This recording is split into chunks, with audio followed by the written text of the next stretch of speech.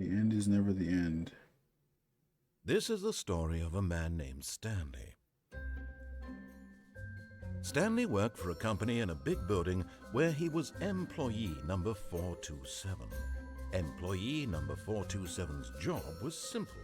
He sat at his desk in room 427 and he pushed buttons on a keyboard. Orders came to him through a monitor on his desk, telling him what buttons to push, how long to push them, and in what order. This is what employee 427 did every day of every month of every year. And although others might have considered it soul-rending, Stanley relished every moment that the orders came in, as though he had been made exactly for this job. And Stanley was happy. Okay. And then one day, something very peculiar happened. Something that would forever change Stanley.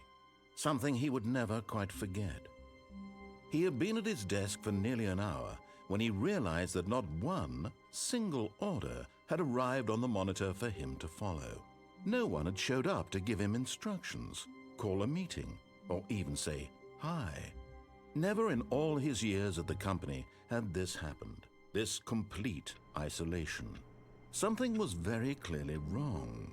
Shocked, frozen solid, Stanley found himself unable to move for the longest time. But as he came to his wits and regained his senses, he got up from his desk and stepped out of his office.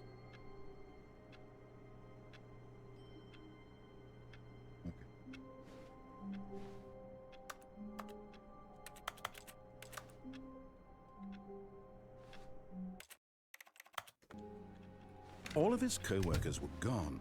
What could it mean? Stanley decided to go to the meeting room. Perhaps he had simply missed a memo. Yeah, we had to miss a meeting because ain't no way no one here. Hello? I don't know where I'm going. That's the When one Stanley came to a set of 2 open doors, he entered the door on his left. What if I don't listen to this guy? Like, what fine. Fine.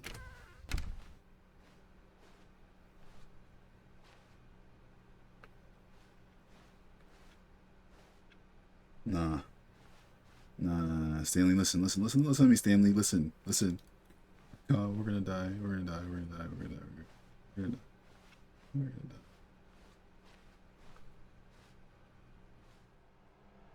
Yet there was not a single person here either.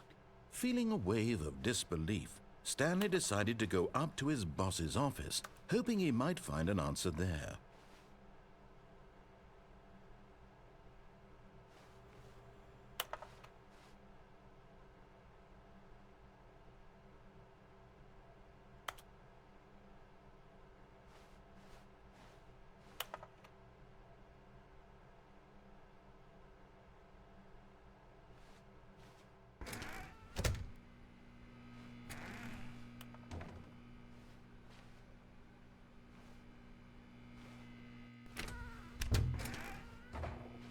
Stanley stepped into the broom closet, but there was nothing here, so he turned around and got back on track. Something here. There's a golden gun part. I know there is. Where is it? There was nothing here. No choice to make, no path to follow. Just an empty broom closet. Coming to a staircase, Stanley walked upstairs to his boss's office. What if he didn't do that? What if Stanley went the other way? Hell nah. Stanley's going to his office. He's going to the boss's office. Hell nah. Stanley. What type of... What?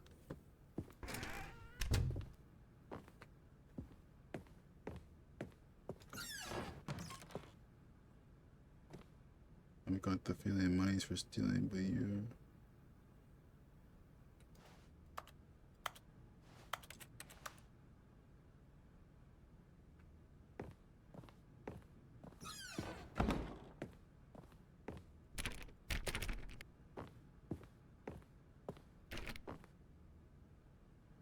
Stepping into his manager's office, Stanley was once again stunned to discover not an indication of any human life.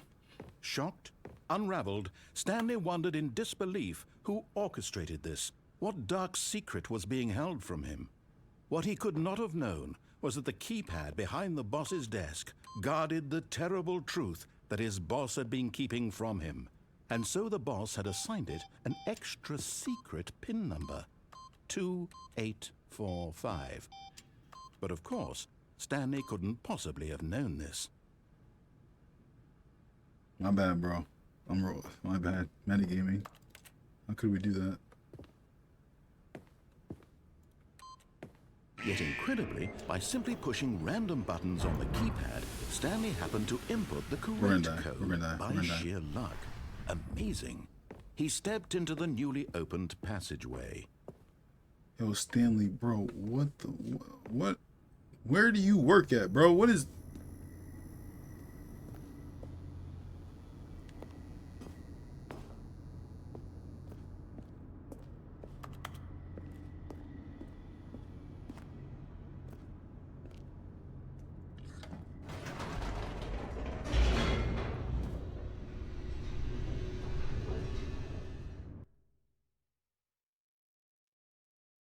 Descending deeper into the building, Stanley realized he felt a bit peculiar. It was a stirring of emotion in his chest, as though he felt more free to think for himself, to question the nature of his job. Why did he feel this now, when for years it had never occurred to him? This question would not go unanswered for long. Wait. Oh, shit. Whoops. Nope. Never mind. Stanley actually got back into the elevator and went back up. Silly me. Why did Stanley do that? Because Stanley didn't know to his boss's office. Well, that we had the option to even do that. We're just pressing. Stanley's just pressing buttons because he's a goofball.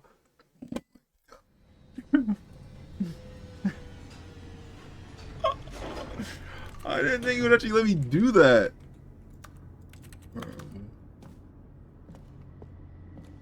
Wait. Wait, what?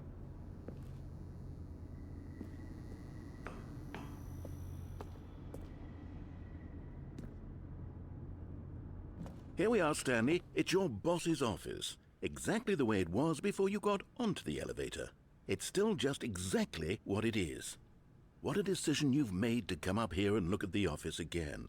This has fleshed out the plot of the story in new and fascinating ways I could have never anticipated. Narrator? It's that keen eye for storytelling that you have. An incisive rapid fire of critical plot points, one after the other, weaving a rich tapestry of uncompromising narrative. Wow. I'm bolted to the edge of my seat. Let me go back downstairs, bro. If I find this guy, I'm gonna kill him. Incredible. Now he's getting back into the elevator and going down again. Ladies and gentlemen, how does he keep coming up with all of this?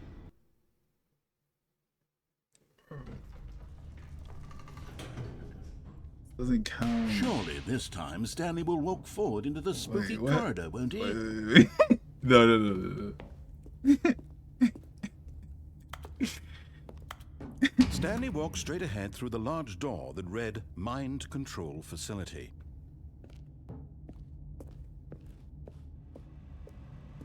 Oh, hell no. That is not the way to escape. That is not the way to escape.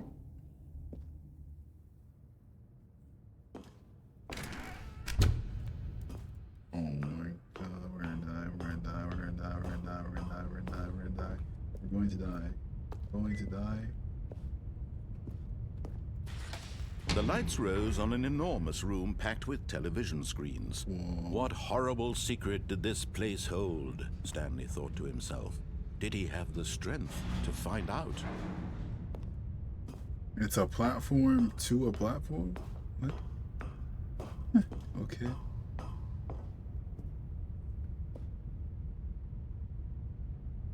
Reservation protocol.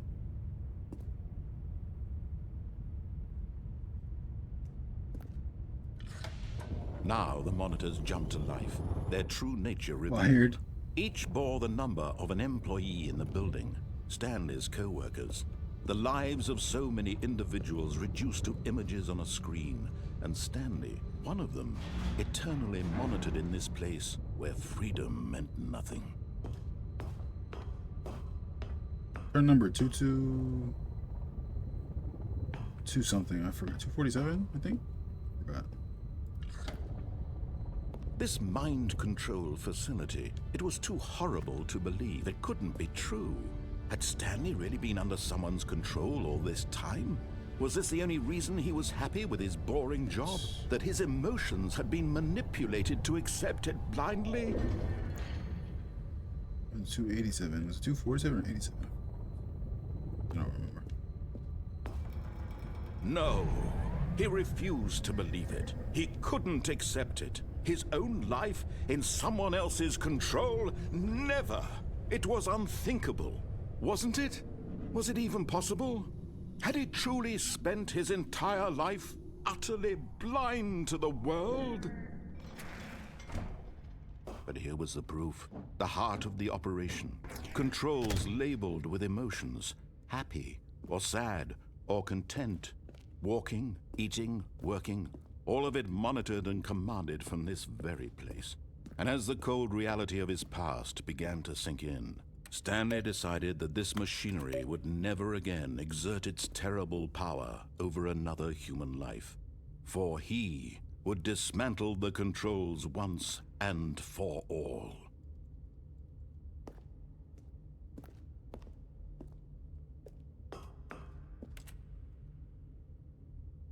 What's this one?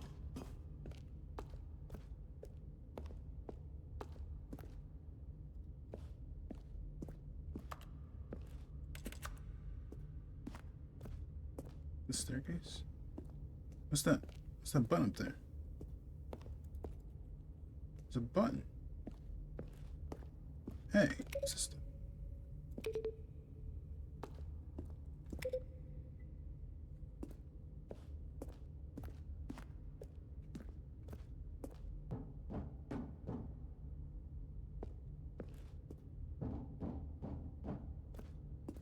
Button. What's this do?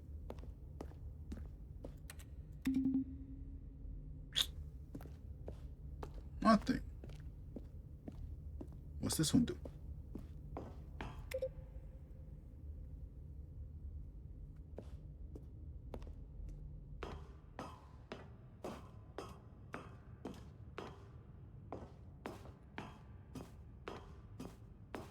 And when at last he found the source of the room's power, he knew it was his duty, his obligation, to put an end to this horrible place and to everything it stood for.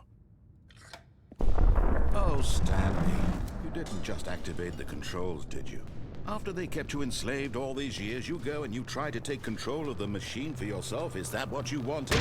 Control? Oh, Stanley, I applaud your effort, I really do.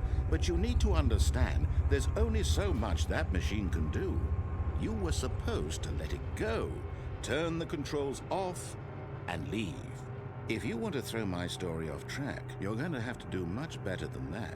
What? I'm afraid you don't have nearly the power you think you do. For example, and I believe you'll find this pertinent, Stanley suddenly realized he had just initiated the network's emergency detonation system. In the event that this machine is activated without proper DNA identification, nuclear detonators are set to explode, eliminating the entire complex. How long until detonation then? Let's say, 2 minutes. Ah, now this is making things a little more fun, isn't it, Stanley? It's your time to shine. You are the star. It's your story now. Shape it to your heart's desires. Oh, this is much better than what I had in mind. What a shame we have so little What's time this do? left to What enjoy a, oh it. my god. Mere moments until the bomb Oh goes my off. God. But what precious moments each one of them is. More time to talk I just about wanted to you, touch a button and see what about me, where happened. we're going, what all this means. I barely know where to start. Yo, you just baited me. Yo! You'd like to know where your co-workers are. A moment of solace before you're obliterated. All right, I'm in a good mood. You're gonna die anyway. I'll tell you exactly what happened to them. I erased them. I turned off the machine. I set you free. Of course, that was merely in this instance of the story. Sometimes when I tell it, I simply let you sit there in your office forever, pushing buttons endlessly and then dying alone. Other times, I let the office sink into the ground, swallowing everyone inside, or I let it burn to a crisp. I have to say this, though, this version of events has been rather amusing. Watching you try to make sense of everything and take back the control wrested away from you, it's quite rich. I almost hate to see it go. But I'm sure whatever I come up with on the next go-around will be even better. My goodness, only 34 seconds left. But I'm enjoying this so much. You know what? To hell with it. I'm going to put some extra time on the clock. Why would you do that? These are precious additional seconds. No, let me die. Let me die. Oh dear me, what's the matter, Stanley? Is it that you have no idea where you're going or what you're supposed to be doing right now? Or did you just assume when you saw that timer that something in this room was capable of turning? No, that's not what we assumed. Running from button to button, screen to screen, clicking on every little thing in this room. These colored buttons, no, these colored ones. Or maybe this big red button, or this door. Everything, anything, something here will save me. Why would you think that, Stanley? I wasn't thinking that. I was just pressing stuff. I'm sorry for just pressing stuff. I just want to know what happened if I just pressed something that you said that you didn't say. What's this do? Stanley, you're in for quite a disappointment. But here's a spoiler for you. That timer isn't a catalyst to keep the action moving along. It's just seconds ticking away to your death. You're only still playing instead of watching a cutscene because I want to watch you for every moment that you're powerless. You know what? Yeah, now talk that shit. Yeah, where you at now? All his co-workers were gone. What could it mean? Stanley decided to go to the meeting room. Perhaps he had simply missed a memo. Motherfucker.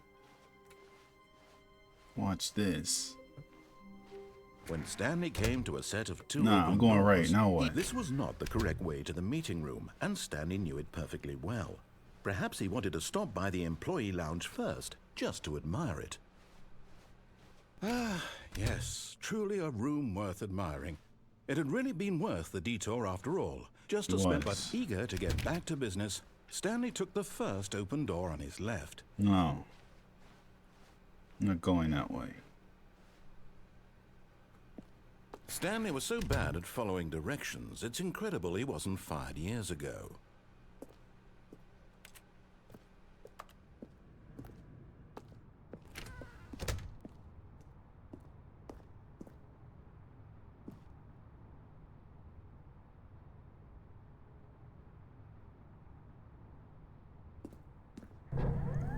Look, Stanley, I think perhaps we've gotten off on the wrong foot here. I'm not your enemy, really, I'm not. Yeah, you are. I realize that investing your trust in someone else can be difficult, but the fact is that the story has been about nothing but you all this time. No, it's not. There's someone you've been neglecting, Stanley. Someone you've forgotten. What?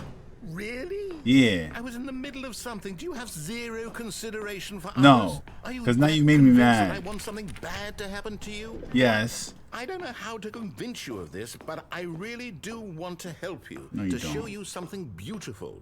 Look, let me prove it. Let me prove that I'm on your side. No. Give me a chance. No.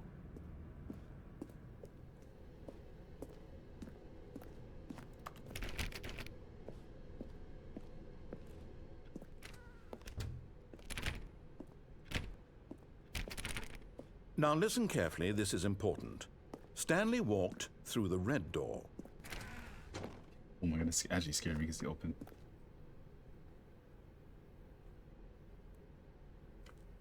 Aha, perhaps you misunderstood. Yo! Stanley walked through the red door. I still don't think we're communicating properly. Stanley walked through the red door.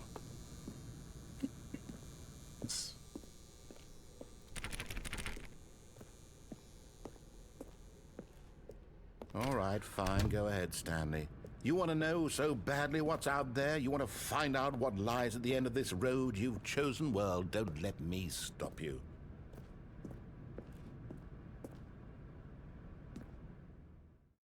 You see? There's nothing here. I haven't even finished building this section of the map because you were never supposed to be here in the first place. Broken rooms, exposed developer textures. Is this what you had wanted? Was it worth ruining the entire story I had written out specifically for you? Do you not think I put a lot of time into that? Because I did. And in the end, it was all... Shut up. Shut up. Shut up. Shut up. Shut all up. of his co-workers were gone. Shut up. What could it mean? Shut Stanley up. decided to go to the meeting room. Perhaps he Shut had simply up. missed a memo.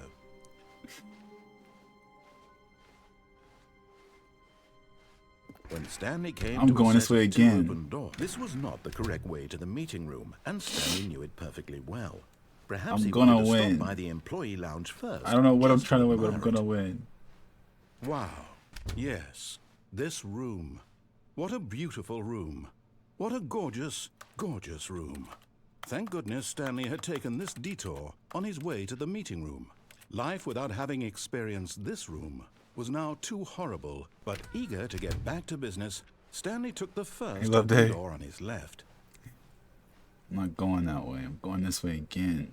Stanley was so bad at following directions, it's incredible he wasn't fired years ago. We're going back to the same place. Look, Stanley, I think perhaps we've gotten off on the wrong foot here. I don't like I'm not you. your enemy, really, I'm not. I You realize are. that investing your trust in someone else can be difficult, but the fact is that the story has been about nothing we're but going the you exact same all way this again. time. There's someone you've been neglecting, Stanley. Someone you've forgotten about. What? Really? I was in the middle of something. Do you have zero consideration for others? Are you that convinced that I want something bad to happen to you? Why, I don't know how to convince you of this, but I really do want to help you, to show you something beautiful. Look, let me prove it. Let me prove that I'm on your side. Give me a chance. Now listen carefully, this is important. Stanley walked through the red door. I'm hard-headed again. Aha, perhaps fine. you misunderstood. Fine. Stanley walked... Oh, thank God you are willing to listen to me. Do you see that I really have wanted you to be happy all this time? The problem is all these choices. The two of us always trying to get somewhere that isn't here. Running and running and running, just the way you're doing right now. Don't you see that it's killing us, Stanley? I just want it to stop. We would both be so much happier if we just stopped. And I think I have a solution. Here, let me show you.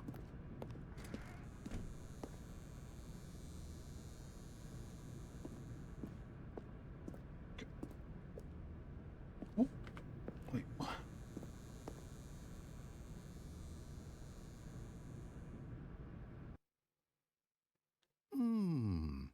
What do we want?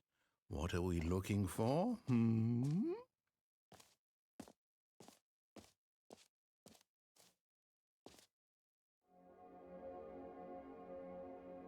Here.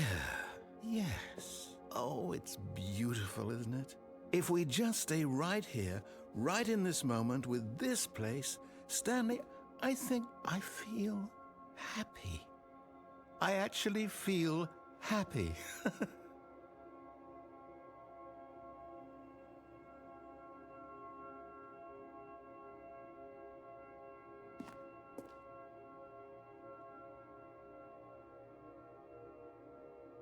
Nice.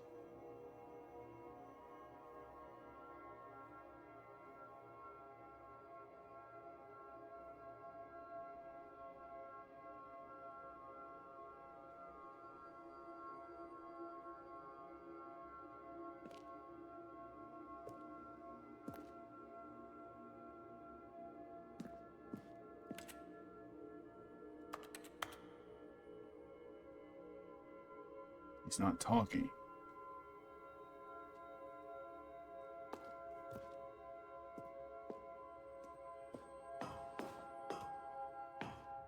No, wait. Where are you going? Right. Where were we? Don't leave me.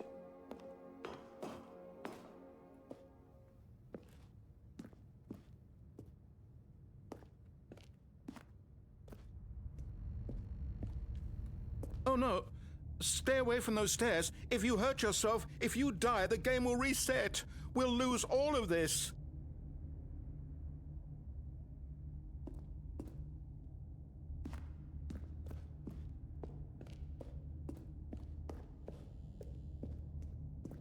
Please, no, Stanley, let me stay here. Don't take this from me. Please, Stanley, think about what you're doing.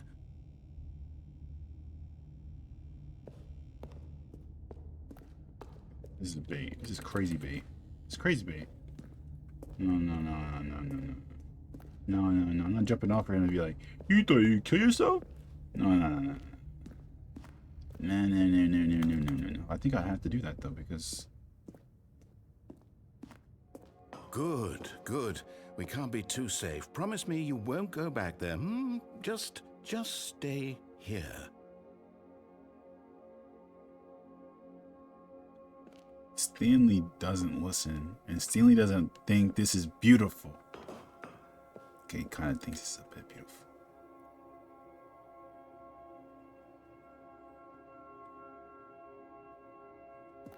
No, we're doing it. You know, we're doing it. No. What do we talk about? You're risking everything we achieved here. Listen, narrator, we're not just gonna stay looking at lights all day, okay? We got things to do. You heard me before, didn't you? You will die. What about this isn't getting through to you?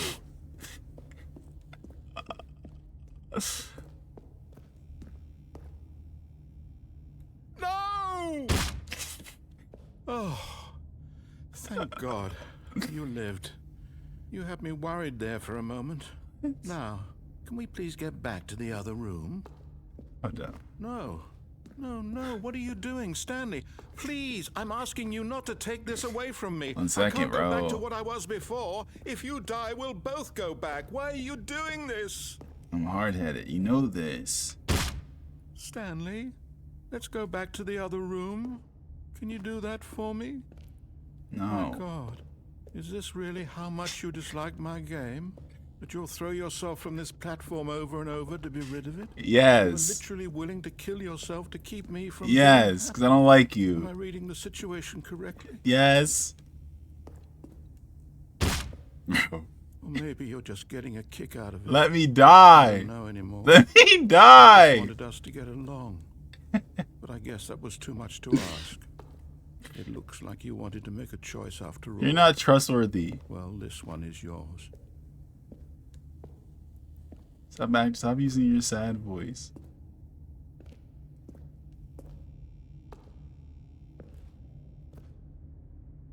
Is it over? It's going to restart, isn't it? I'm going back.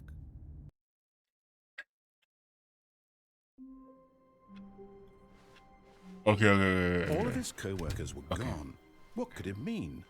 Stanley decided to go to the meeting room. Perhaps he had simply missed a memo. 720.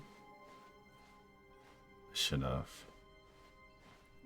We're going right again. Stanley came to a set of 2 open doors. This was not the correct way to the meeting room, and I Stanley need to see what's on the well. If we don't jump out the Perhaps platform, he wanted to what stop by the happens? employee lounge That's the next first, goal. just to admire it. The lounge was sublime, a work of art. But eager to get back to business, Stanley took the first open door on his left. No, we didn't. Stanley was so bad at following directions, it's incredible he wasn't fired years What happens if ago. we stay on this? Look, Stanley, I think perhaps we've gotten off on the wrong foot here. I'm not your enemy, really, I'm not. I realize that investing your trust in someone else can be difficult, but the fact is that the story has been about nothing but you all this time. There's someone you've been neglecting, Stanley. I am completing the Someone game. you've forgotten about. Please. Maybe stop not tonight, trying though. To make every decision by yourself. Alright, so the test and see what it was. I'm not asking for me. I'm asking for her. It's gonna be us what you This is it, play. Stanley. Your chance to redeem yourself. What? To put your work aside. To let her back into your life. Who's her? She's been waiting. Who's he talking about? What's this way? I was not listening.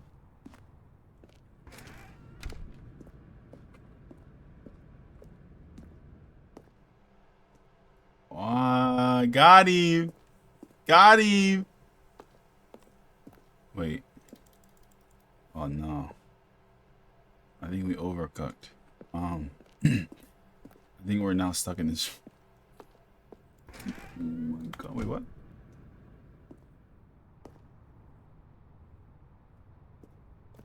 This door's closed though. We can't go through it.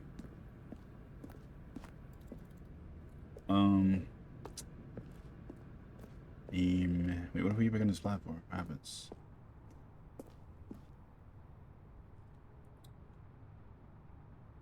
I think we broke the game. But in his eagerness to prove that he is in control of the story and no one gets to tell him what to do, Stanley leapt from the platform and plunged to his death. Good job, Stanley. Everyone thinks you are very powerful. Oh my God. We were 427. Okay. How wonderful. Stanley was alone. Finally. This is great, he thought to himself. This is what I've wanted all along. I got what I wanted. When Stanley came to a set of 2 open doors, he entered the door on his left.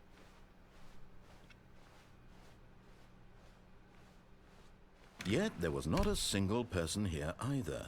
Feeling a wave of disbelief, Stanley decided to go up to his boss's office, hoping he might find. Coming to a staircase, Stanley walked upstairs to his boss's office.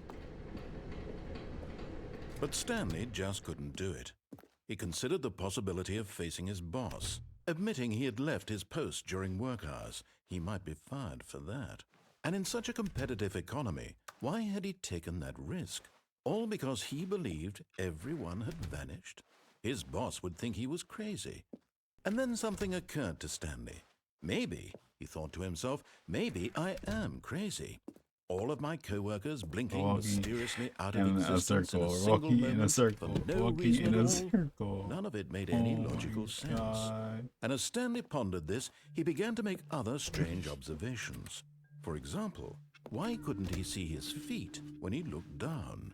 Why did doors close automatically behind him wherever he went?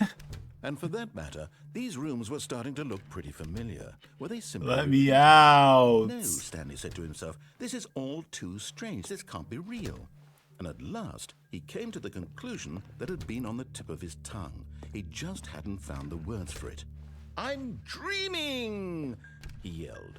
This is all a dream. Oh, what a relief Stanley felt to have finally found an answer, an explanation. His co-workers weren't actually gone. He wasn't. Let me out. He wasn't crazy after all. And he thought to himself, I suppose I'll wake up soon. I'll have to go back to my boring real-life job pushing buttons. I may as well enjoy this while I'm still lucid. So, he imagined himself flying and began to gently float above the ground. Then he imagined himself soaring through space on a magical starfield, and it too appeared. It was so much fun, and Stanley marveled that he had still not woken up. How was he remaining so lucid? And then perhaps the strangest question of them all entered Stanley's head.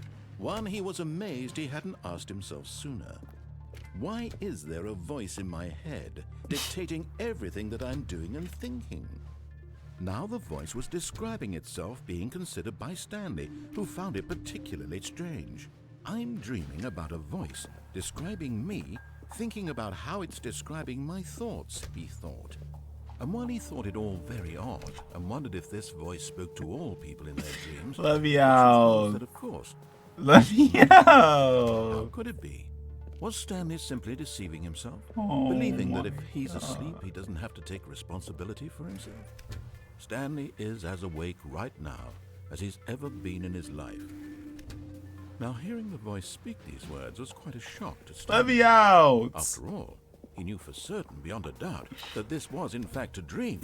Did the voice not see him float and make the magical stars just a moment ago? How else would the voice explain all that? This voice was a part of himself too. Surely, if he could just... He would prove it. He would prove that he was in control, that this was a dream. So he closed his eyes gently, and he invited himself to wake up. He felt the cool weight of the blanket on his skin, the press of the mattress on his back, the fresh air of a world outside this Let life. me out. Let me wake up, he thought to himself. I'm through with this dream. I wish it to be over. Let me go back to my job. Let me continue pushing the buttons. Please, it's all I want. I want my apartment, and my wife, and my job. All I want is my life exactly the way it's always been. Let me out. He's not letting us out, is life he? Normal. Oh. I am normal. Is he not going to Everything stop? will be Oh. fine. I am okay.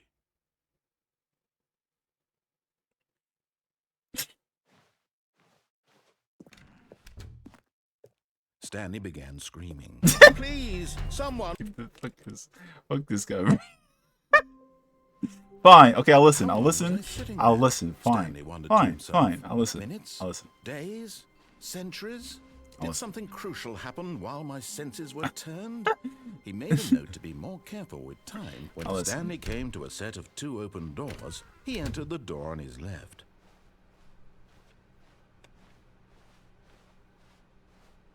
Yet there was not a single person here either. Feeling a wave of disbelief, Stanley decided to go up to his boss's office. Coming to a staircase, Stanley walked upstairs to his boss's office.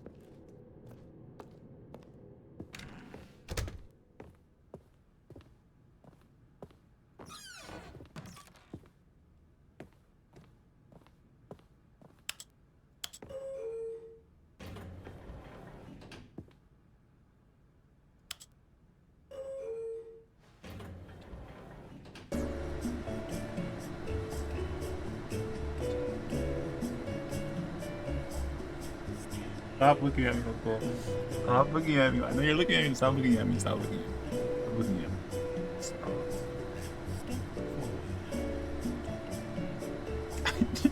I didn't think he'd let me in the elevator. And I was in there, I was like, you know, I might as well push a button. It surely won't work again, right? And it worked again. It won't work again. Bro, now we're in this elevator. We're not going anywhere. Oh my god.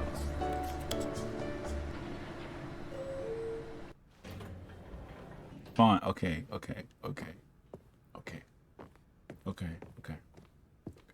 Stepping into his manager's office, Stanley was once again stunned to discover not an indication of any human life. What could it mean? Stanley wondered aloud to nobody. He began wildly tearing through papers on the boss's desk, pulling books off the shelf, looking behind paintings, desperate for clues to his situation. Can't do any of that.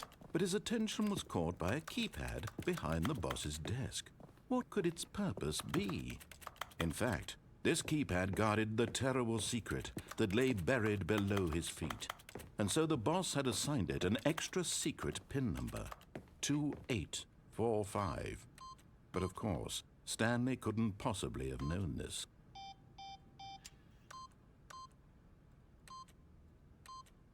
Yet incredibly, by simply pushing random buttons on the keypad, Stanley happened to input the correct code by sheer luck. Amazing. He stepped into the newly opened passageway.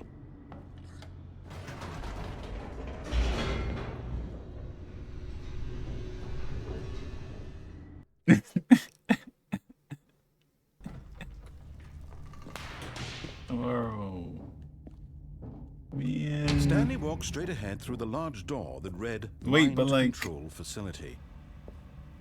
Although this passageway had the word escape written on it, the truth was that at the end of this hall, Stanley would meet his violent death. What's possibly going to be down here that's going to give us a violent death? The door behind him was not shut. Stanley still had every opportunity to turn around and get There's back nothing on down track. here. Nah, cause what is this?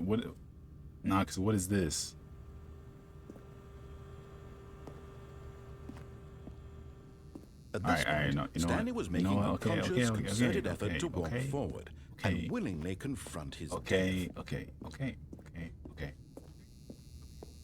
Alright, bro. Alright. Alright. Fine. But of course, Stanley thought better of it and realized he Shut up. simply had too much to live for.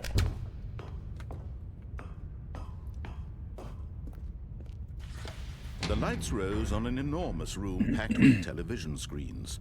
What horrible secret did this place hold? Stanley thought to himself. Did he have the strength to find out?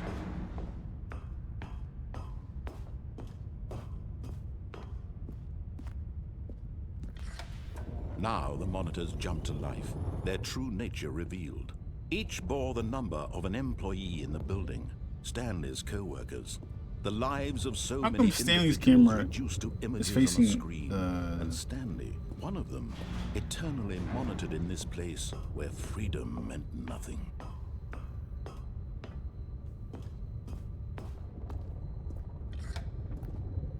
This mind control facility, it was too horrible to believe. It couldn't be true. Had Stanley really been under someone's control all this time? Was this the only reason he was happy with his boring job? That his emotions had been manipulated to accept it blindly? Yeah, W Liz. W Liz. No. He refused to believe it. He couldn't accept it. His own life in someone else's control? Never. It was unthinkable. Wasn't it? Was it even possible? Had he truly spent his entire life utterly blind to the world? But here was the proof. The heart of the operation. Controls labeled with emotions. Happy, or sad, or content. Walking, eating, working. All of it monitored and commanded from this very place. And as the cold reality of his past began to sink in, Stanley decided that this machinery would never again exert its terrible power over another human life. For he...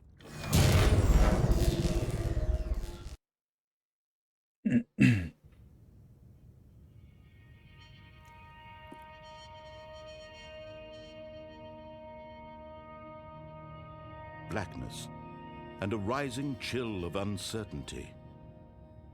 Was it over? Yes. He had won.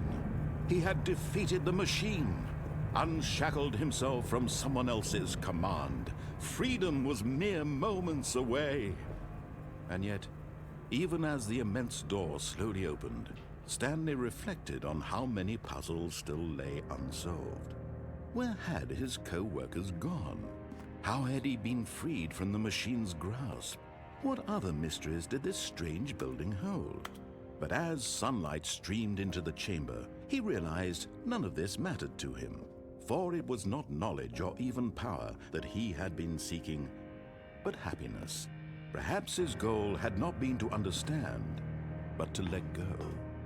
No longer would anyone tell him where to go, what to do, or how to feel. Whatever life he lives, it will be his. And that was all he needed to know. It was perhaps the only thing worth knowing. Stanley stepped through the open door.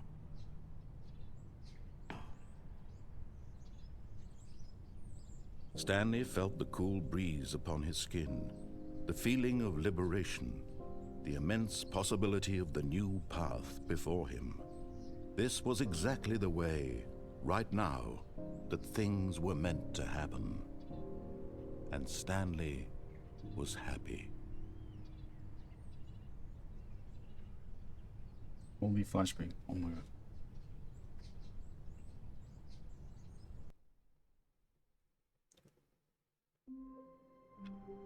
Bro. All of his co-workers were gone. What could it mean? Stanley decided to go to the meeting room. Perhaps he had simply missed a memo.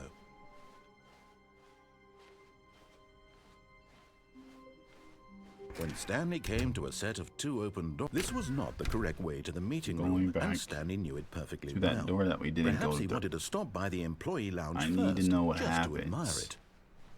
Standing now in this incredible room, Stanley, for the I but need to eager to know. get back to business, Stanley took the first open door on his left. Has to go back on track. No, I don't want to do that. Stanley was so bad at following directions, it's incredible he wasn't fired years ago. Look, Stanley, I think perhaps we've gotten off on the wrong foot here. I'm not your enemy, really, I'm not. I realize that investing How did I get trust them in boxes? someone else can be difficult, What a but the forklift. fact is that the story has Oh, been we're about almost done. nothing but you all this time. There's someone you've been neglecting, Stanley. Someone you've forgotten about. Please, stop trying to make every decision by yourself. Now, I'm not asking for me, I'm asking for her. This is it, Stanley.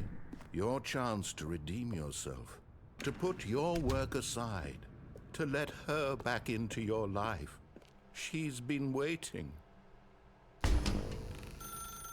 That's her, Stanley. You need to be the one to do this, to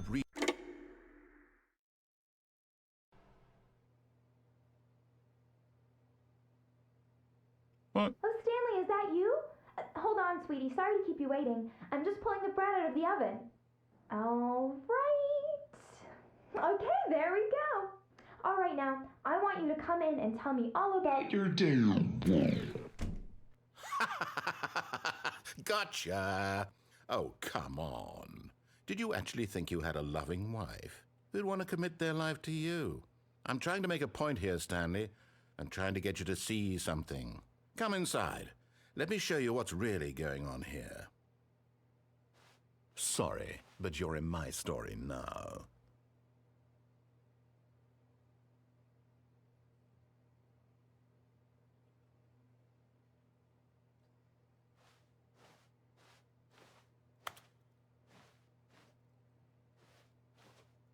Come on, man. This is a very sad story about the death of a man named Stanley.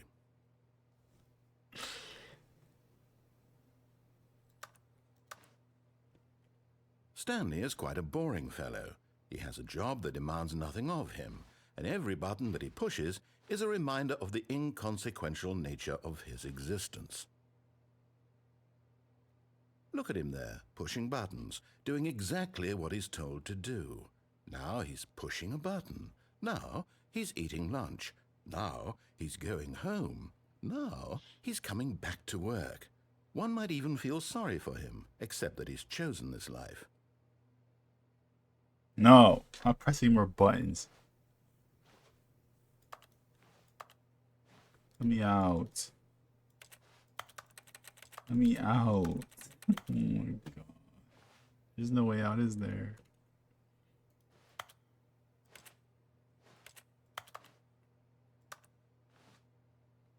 But in his mind, in his mind he can go on fantastic adventures. From behind his desk, Stanley dreamed of wild expeditions into the unknown, fantastic discoveries of new lands. It was wonderful, and each day that he returned to work was a reminder that none of it would ever happen to him. And so he began to fantasize about his own job.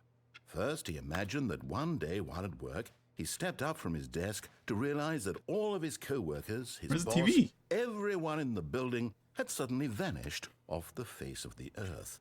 The thought excited him terribly. So he Vincent's went out with the further. boys. He imagined that he came to two open doors and that he could go through either. At last, choice.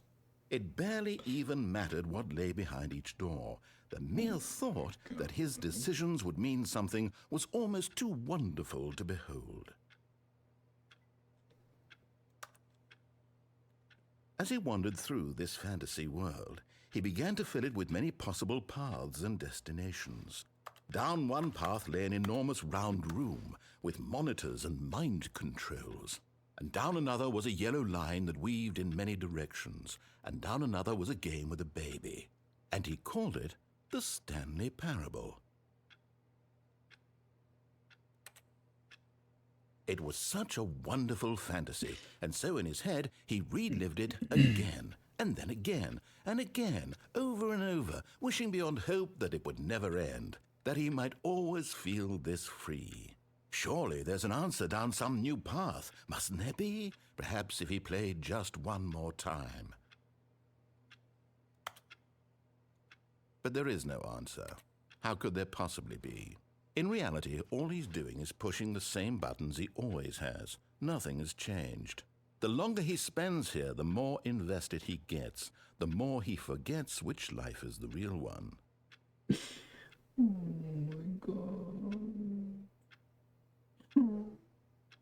Man. And I'm trying to tell him this, that in this world he can never be anything but an observer, that as long as he remains here, he's slowly killing himself. But he won't listen to me. He won't stop. Here, watch this. Stanley, the next time the screen asks you to push a button, do not do it.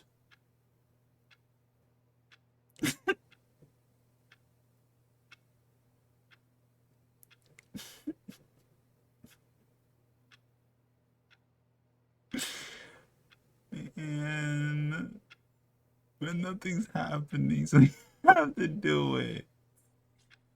With the pencils and the pencil sharpener.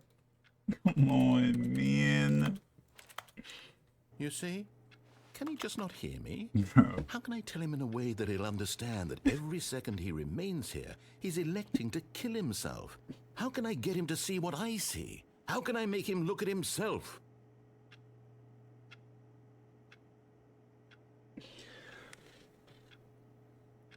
I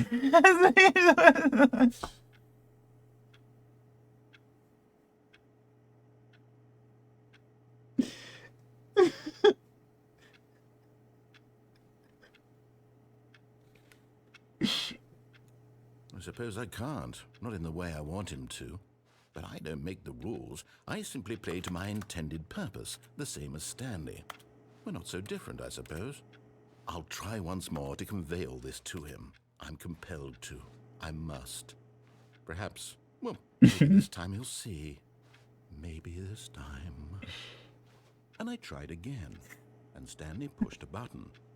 And I tried again, and Stanley pushed a button. And I tried.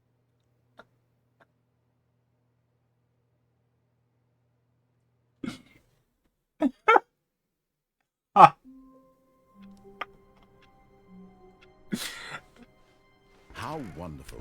Stanley was alone. Finally. This is great, he thought to himself. What happens when I go This is this what way? I've wanted all along. I got what I wanted.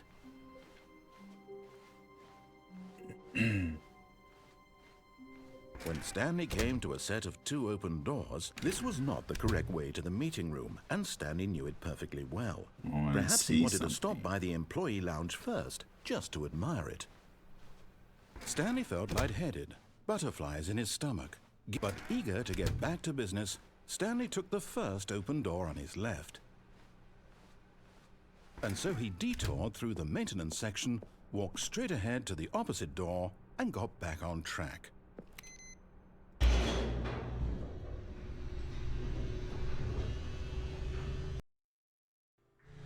But Stanley didn't want to go back to the office. He wanted to wander about and get even further off track. So now in order to get back, he needed to go, from here it's, left.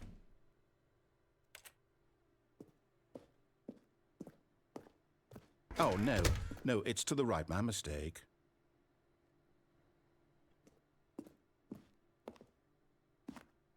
No, not the right.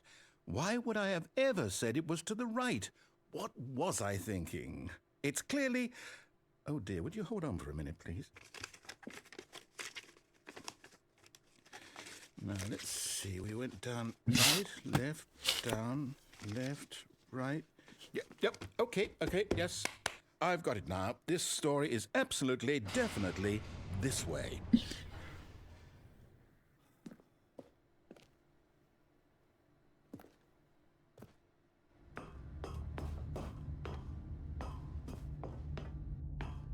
No. This isn't right at all. You're not supposed to be here yet. This is all a spoiler. Quick, Stanley, close your eyes. Okay. We just have to get back to oh, who am I kidding? It's all rubbish now. The whole story completely unusable. How about, rather than waste my time trying to salvage this nonsense, we'll just restart the game from the beginning. And this time, suppose we don't wander so far off track, hmm? Okay, from the top. All of his co-workers were gone. What could it mean? Stanley decided to Going go back to the that meeting way. room. Perhaps he had simply missed a memo.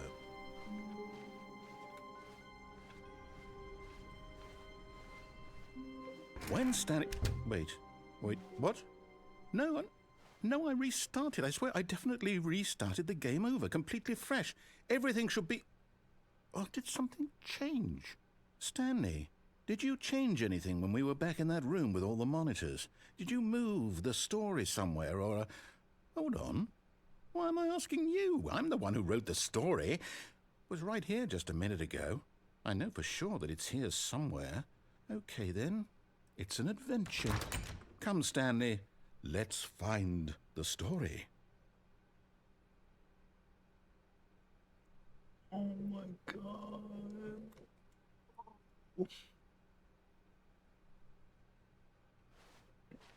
Why is this door open? We can't even go this way!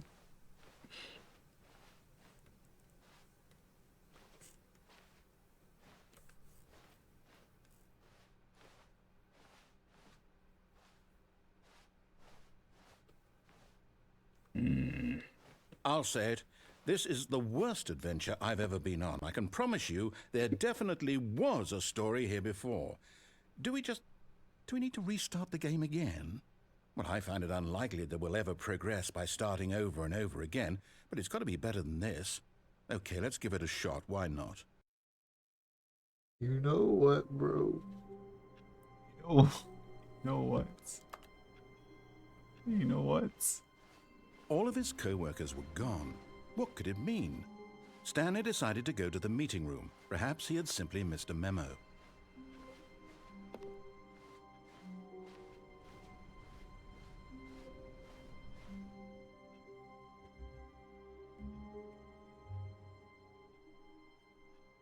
Okay, yep, it's worse. I might be remembering this wrong. It's possible the story is back where we just came from.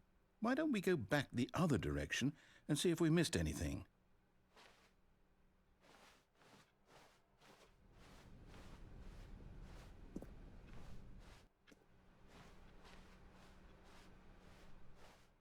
Aha! I knew we'd miss something. The story. Here it comes. No, wait, never mind. Not the story. Okay, let's head back the other way and retrace our steps.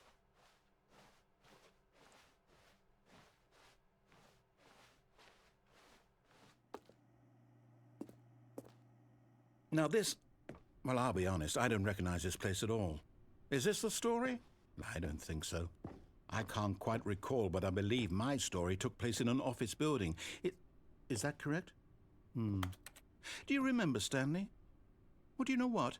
Since I've completely forgotten what we were supposed to be doing, how about this? You win! Hey! Hey! I know you put in a lot of hard work, and it really paid off. So, good job.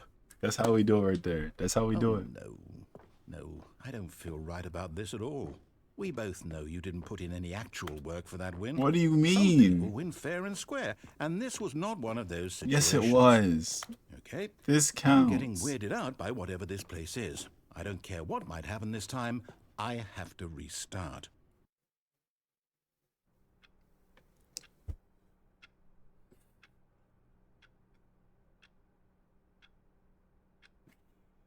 What is All this? right, I've got a solution. This time, to make sure we don't get lost, I've employed the help of the Stanley Parable Adventure Line. Just follow the line. How simple is that? You know what? Wait, well, like, what's gonna happen if we don't go? If we don't follow the line? What's gonna happen?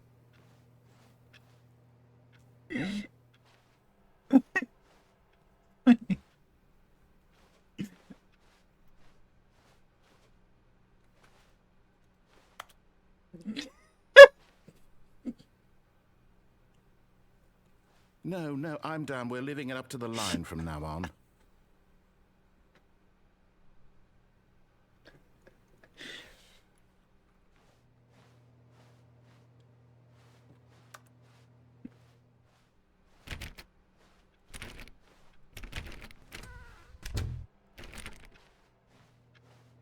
Wait. Man.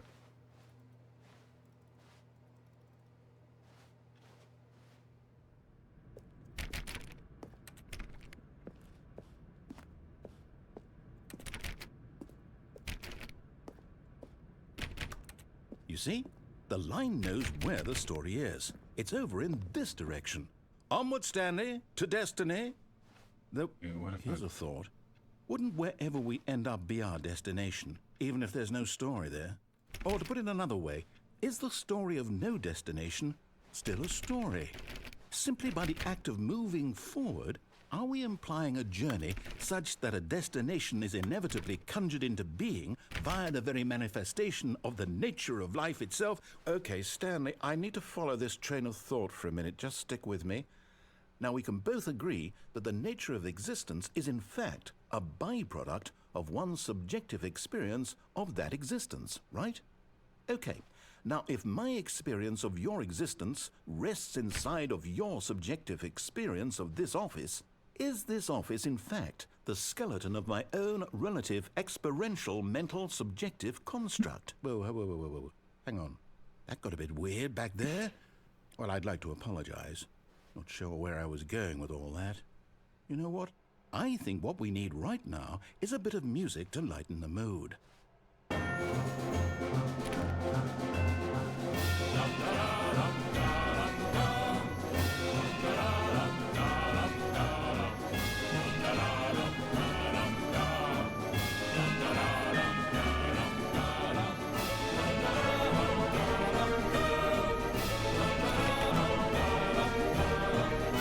I just have to go on the wall.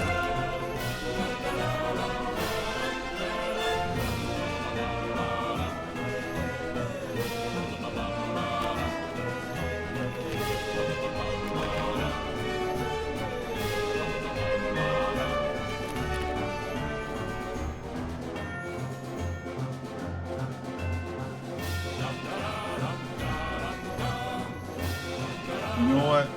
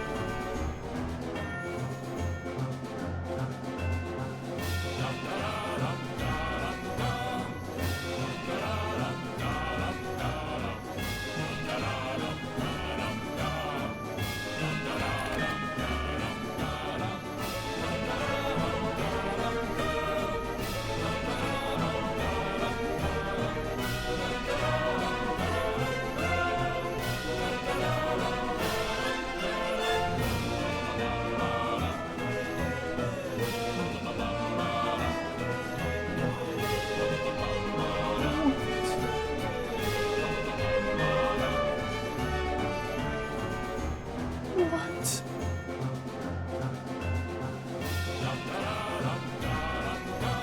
Wait, cut the music, go back and look at that fern. Stanley, this fern will be very important later in the story. Make sure you study it closely and remember it carefully. You won't want to miss anything.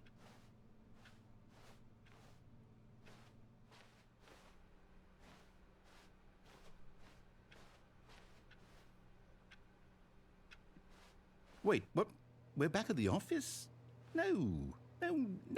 Line, you do know we're looking for the Stanley Parable, right? The story? Is any of this ringing a bell?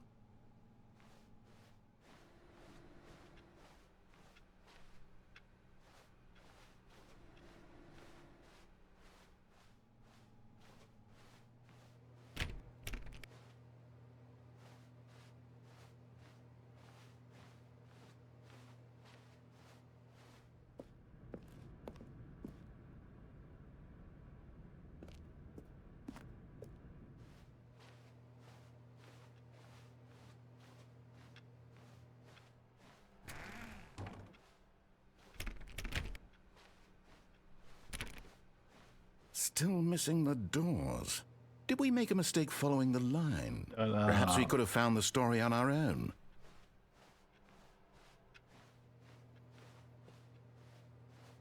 That fern's not gonna matter.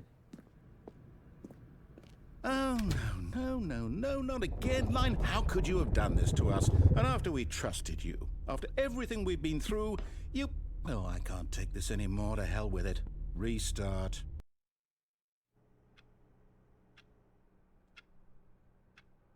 Fern. Wait, the fern. You know what, Stanley? I say forget the adventure line. What's it ever done for us? We're intelligent people, right? Why can't we make up our own Bro, story? we're like so far Inception right now. We're like 7 layers deep. Sounds perfectly doable. Why don't we simply start wandering in, well, I don't know. How about this direction?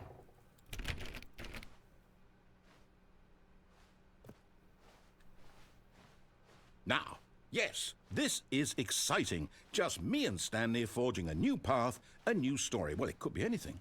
What do you want our story to be? Go wild. Use your imagination. Whatever it might be, Stanley, I'm ready for it.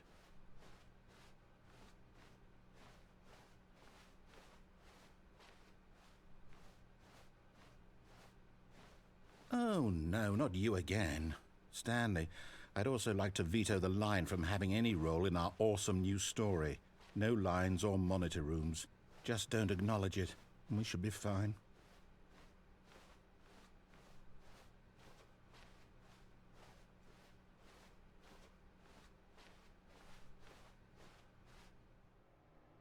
Ah, a choice. We get to make a decision. From here, the story is in our control. How important we mustn't squander the opportunity. In fact, I believe I need a minute to think here. Just walk in circles for a minute. Okay, so I know that each door has to lead somewhere, which means that somewhere, the place where we're trying to go, there must be a reverse door that leads here. And that in turn means that our destination corresponds with the counter-inverted reverse door's origin. So starting from the right, let us ask, will taking the right door lead us to where we're going? And since the answer is clearly yes, then by all accounts, the door on the right is the correct one. Another victory for logic. Come, Stanley, our destiny awaits. Man.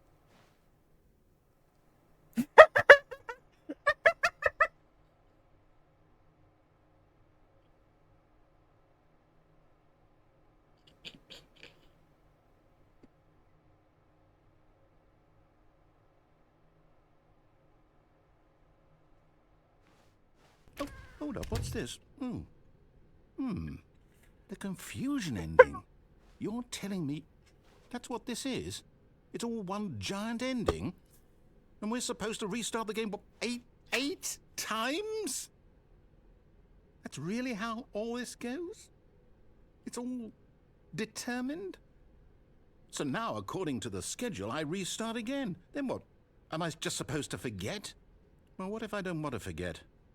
My mind goes blank simply because it's written here on this thing, wall. Well, who consulted me? Why don't I get to decide?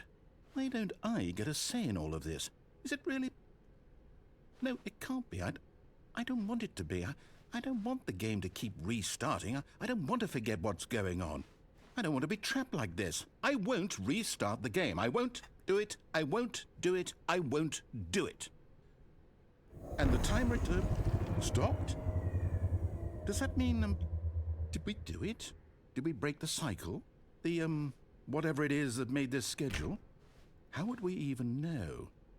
Will someone come for us? Will something happen? So, okay. I guess now we just wait. You know, I suppose in some way that this is a kind of story. Wouldn't you agree? I'm not quite sure if we're in the destination or the journey, though they're always saying that life is about the journey and not the destination. So I hope that's where we are right now. We'll find out, won't we? Eventually. Well, in the meantime, if you...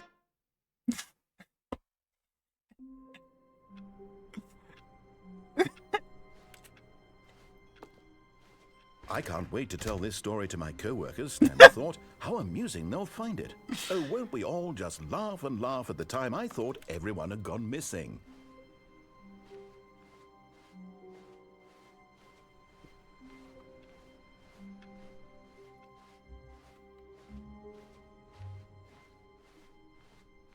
When Stanley came to a set of 2 open doors, he entered the door on his left. This was not the correct way to the meeting room, and Stanley knew it perfectly well. Perhaps he wanted to stop by the employee lounge first, just to admire it. The lounge was grand, majestic, perhaps too, but eager to get back to business, Stanley took the first open door on his left. And so he detoured through the maintenance section, walked straight ahead to the opposite door, and got back on track. Yet there was not a single person here either. I think we're still in Inception. Feeling a wave of disbelief, Stanley decided to go up to his boss's office. Coming to a staircase, Stanley walked upstairs to his boss's office.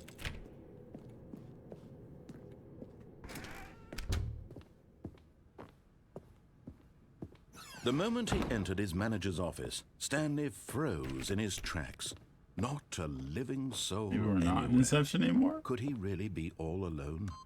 This was too much for Stanley to take. Too much for any man to take. He fell to his knees, bursting into half moans, Stanley was in such a rush to get through the story as quickly as possible, he didn't even have a single minute to just let the narrator talk. That kind of anxiety isn't healthy, so he relaxed for a few moments with some calming New Age music. I think we're still in Inception. I think we're still in Inception.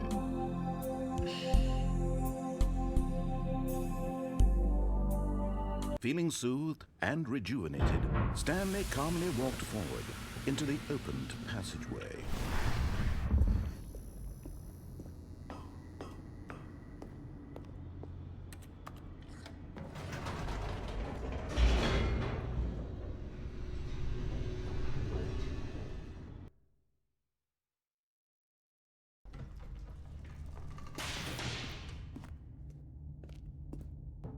Stanley walked straight ahead through the large door that read Mind Control Facility. Although this passageway had the word escape written on it, the truth was that at the end of this hall, Stanley would meet his violent death. What happens? The door behind him was not shut. Stanley still had every opportunity to turn around and get back on track. At this point, Stanley was making a conscious, concerted effort to walk forward and willingly confront his death.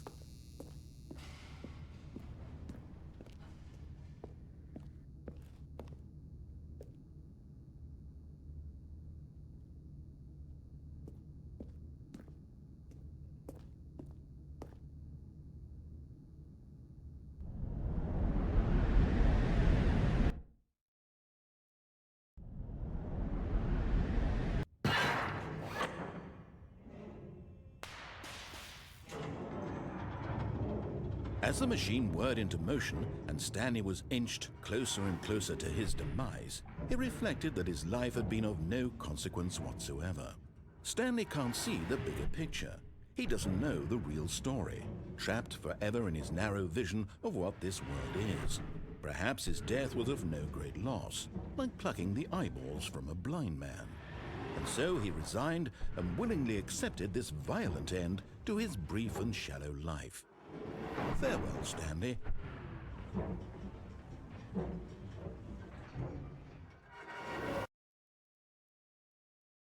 "Farewell, Stanley," cried the narrator, as Stanley was led helplessly into the enormous metal jaws. In a single visceral instant, Stanley was obliterated as the machine crushed every bone in his body, killing him instantly.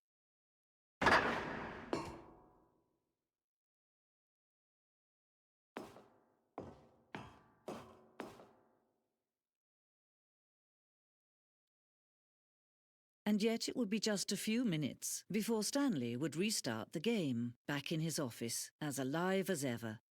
What exactly did the narrator think he was going to accomplish?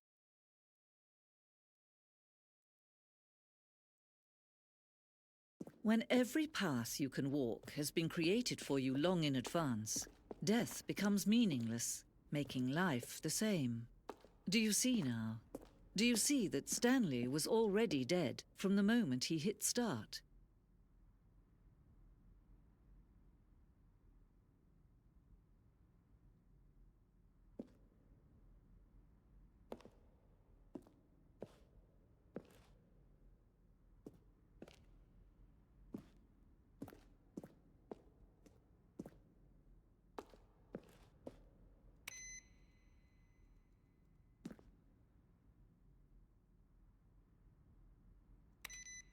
He's back on.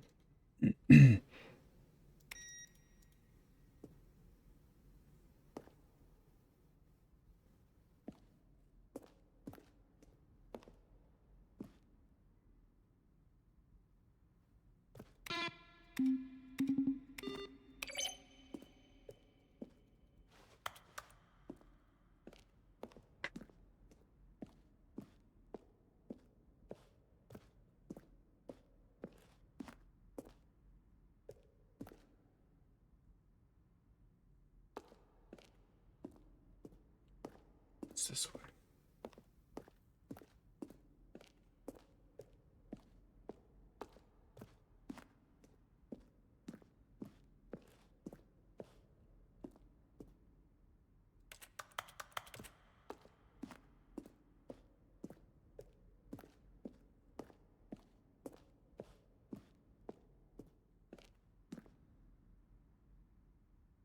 This is the old boss's office? Oh.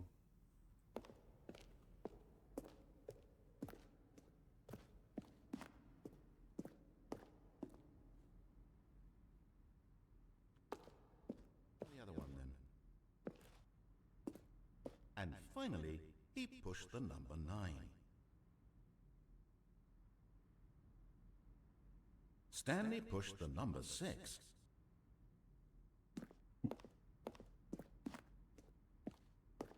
Stanley pushed the...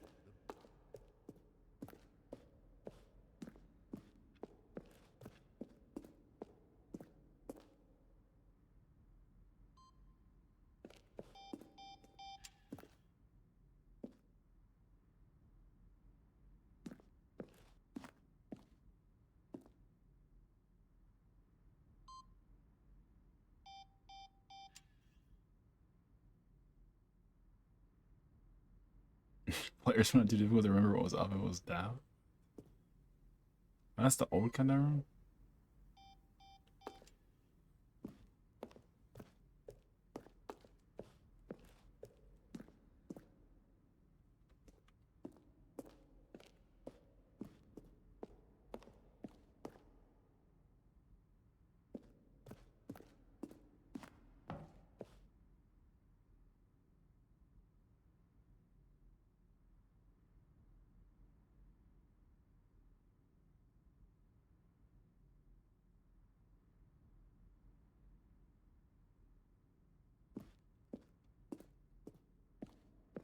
This is sick.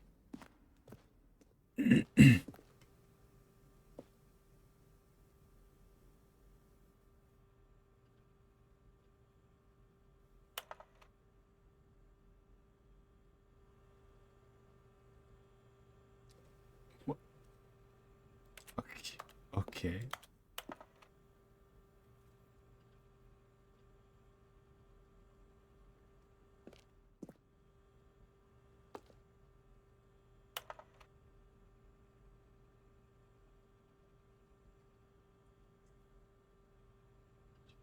Treat as important, not spam.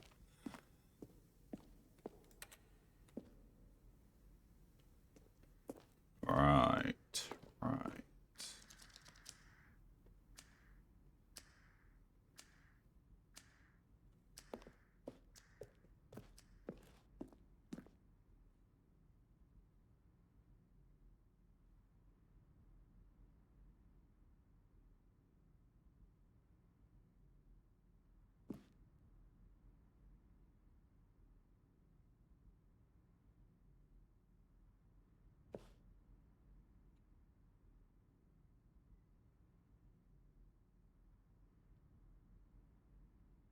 This is crazy.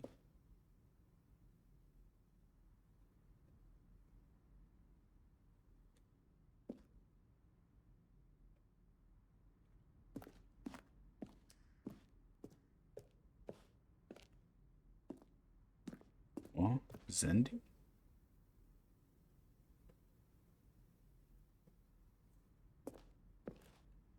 Zending levers. What's this?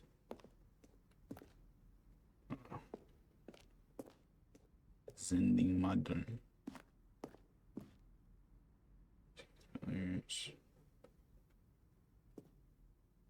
This game came out in 2012.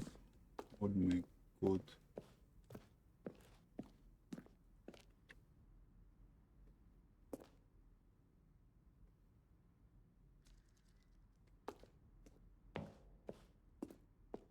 This takes us back here.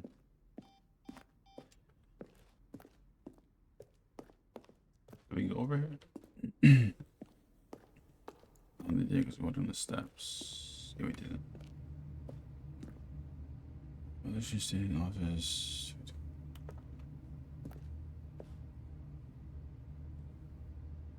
Me, bros, that's big as hell.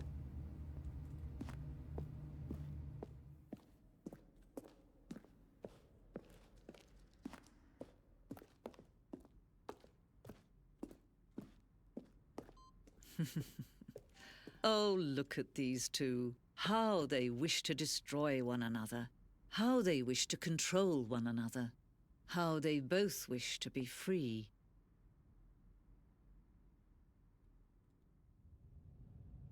Can you see? Can you see how much they need one another? No, perhaps not. Sometimes these things cannot be seen. But listen to me. You can still save these two. You can stop the program before they both fail. Push escape and press quit. There's no other way to beat this game. As long as you move forward, you'll be walking someone else's path. Stop now and it'll be your only true choice. Whatever you do, choose it. Don't let time choose for you. Don't let...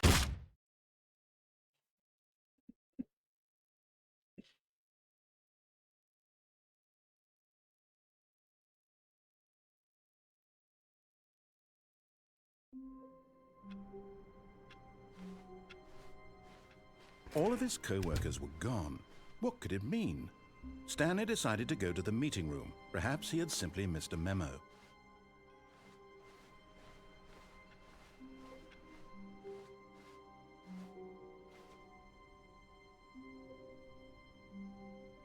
Oh, new content? What does that mean, new content? There's not gonna be anything new.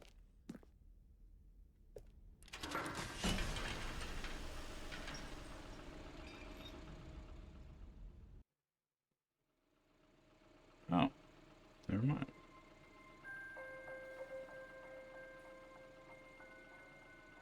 Hello, and thank you you for playing the Stanley Parable Ultra Deluxe. As you may know, the Stanley Parable was a video game released in 2013 on home computers. After receiving critical and commercial success, it was expanded upon in 2022 with the Stanley Parable Ultra Deluxe, a reimagining of the game for consoles and home computers. The Stanley Parable Ultra Deluxe features exciting new content that broadens and expands the world of the Stanley Parable, delighting audiences the world over. Please, step inside and see what thrilling new adventures await in the Stanley Parable Ultra Deluxe. Oh, well, this sounds delightful. I'm very excited to see the thrilling new Ultra Deluxe I don't content. trust this. Okay, so far it's an elevator. Nothing special yet, but I'm sure it's just the beginning of It's a not gonna be mesmerizing anything. adventure.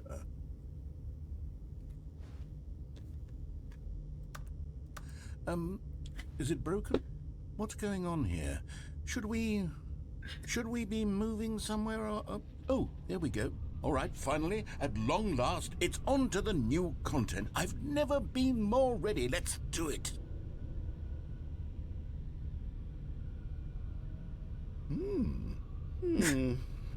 I have to say, initial impressions of Stanley Parable Ultra Deluxe, mostly tedious.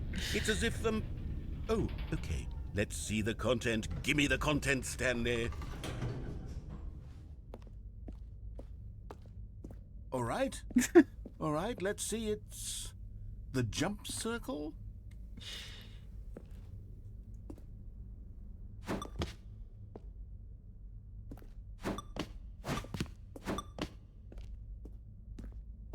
Is that it?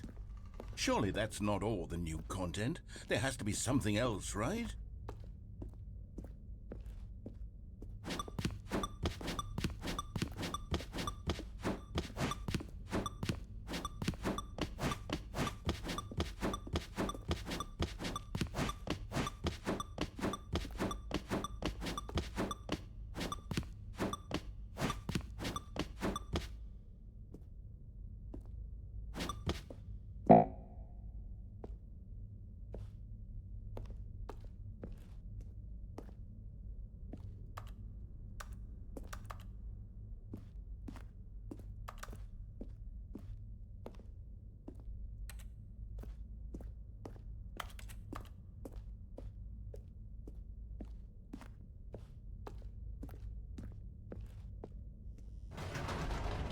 Goodness, another elevator. Stanley, I have to say, initial impressions of this game are not positive. It's just elevators and jumping. Is this what passes for exciting new content? If this is new content, then I could just read you the whole dictionary. There's 20 hours of new content right there. Hell, I could count to 30 trillion. You could put that on the box. The Stanley Parable Ultra Deluxe, now with over 1,000 hours of new content. And oh, wait. There's more. Very good. Yes. I knew there had to be something else. Let's see it. I'm ready for whatever it is.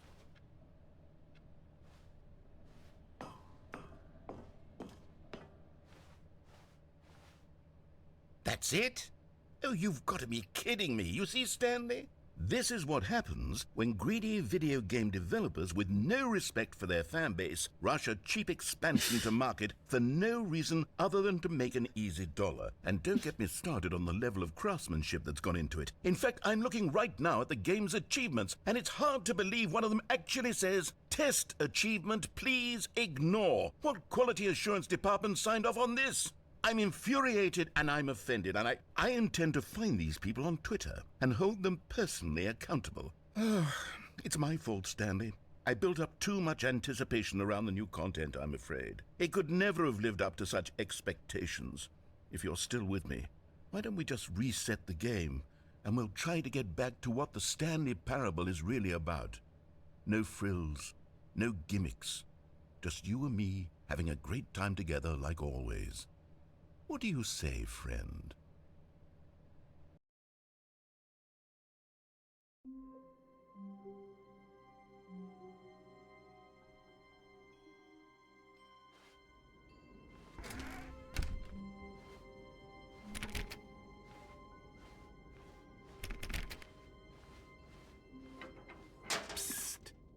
Stanley, come over here. In the vent. I want to show you something. Oh, you don't want to see the cool surprise I made for you? Well, fine. You're a dork anyway, so who cares? Man.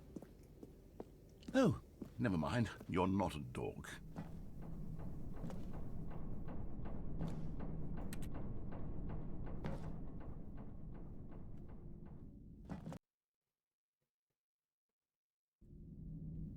Okay, you remember how cheap and unsatisfying the new Ultra Deluxe content turned out to be? Well, it got me thinking about the past, and how much better the Stanley Parable used to be. So I made something special and tucked it away here where the game's developers won't find it. Just our little secret. Take a look.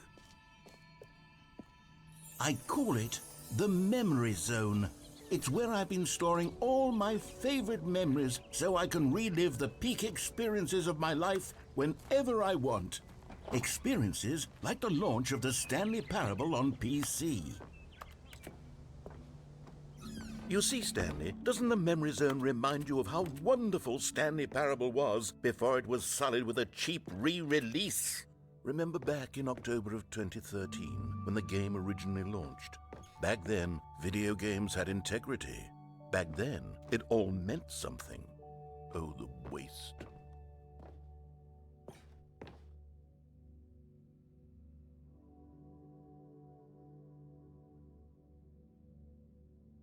Mozilla? Oh my gosh.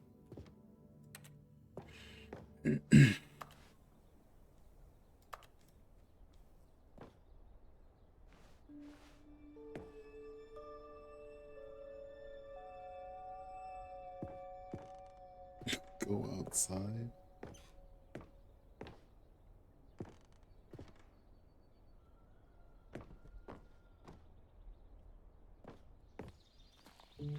What's the shape of this barn? Oh, I thought it was something else. Je suis dans la memory zone. And over here is where I keep reviews of the Stanley Parable. Like this stunning triumph of games journalism, 10 out of 10 from Destructoid.com. James Stephanie Sterling writes, and I quote, "Where so many games that aspire to be more than games end up less than any form of art, Stanley Parable strives and then succeeds to be every game ever created." Did you hear that, Stanley? Every game ever created. That's how grand and all-encompassing the original Stanley Parable was. It was literally every game ever created. It was Skyrim, it was Persona 3, it was all of them, and now it's nothing. It's no games at all. It isn't even the Stanley Parable anymore. It's just a husk now. A lifeless husk with an hour of new elevator content.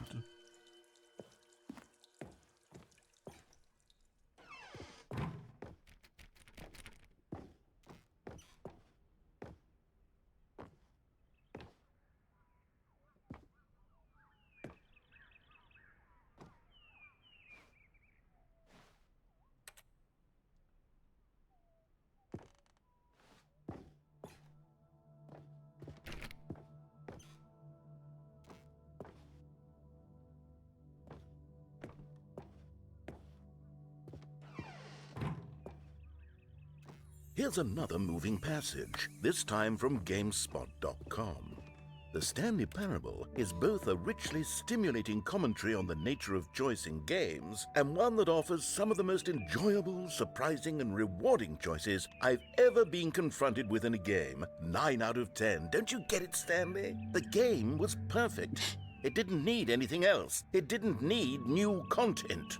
It just needed to be left alone, to spend the rest of time collecting dust in the hallowed hall of beloved video game memories. Porch is open. Is it this one?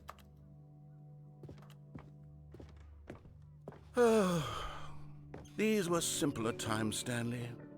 But I wouldn't give to go back to have it all over again. Wait, hang on. I don't recall this part of the memory zone before. What's this? What's down here?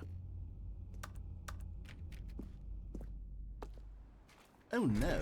Oh God, no. Stanley, it's a collection of reviews from Steam, the online video game distributor. I haven't looked at these in years. I can't even imagine what's been collecting down here. Surely these reviews were glowing as well, weren't they?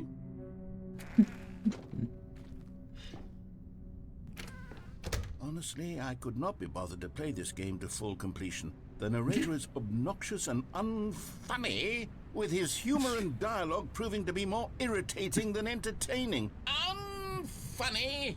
I'm not trying to be funny. I'm trying to make a serious work of art. I suppose I could write up a handful of gags to insert into the Stanley Parable, but the game is already such a densely layered web of profound philosophical insights that I can't even imagine where I'd have the room to stick them.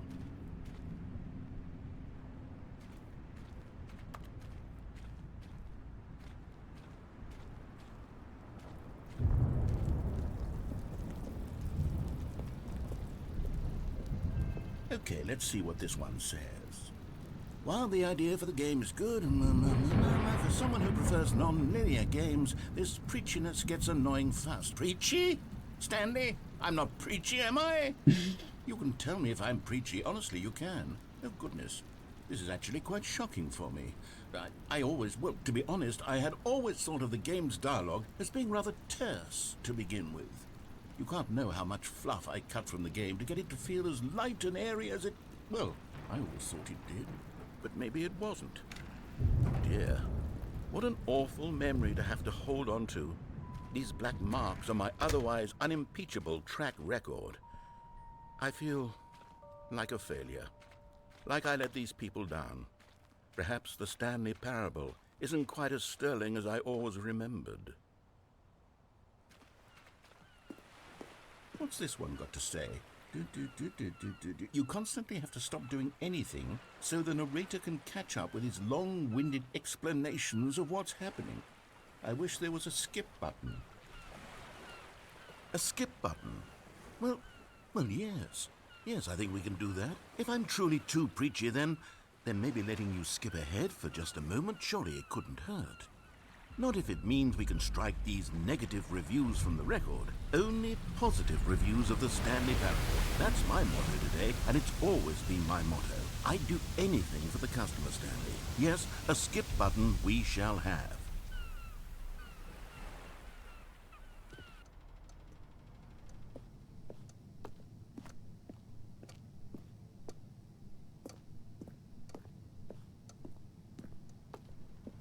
And here it is. Go ahead and...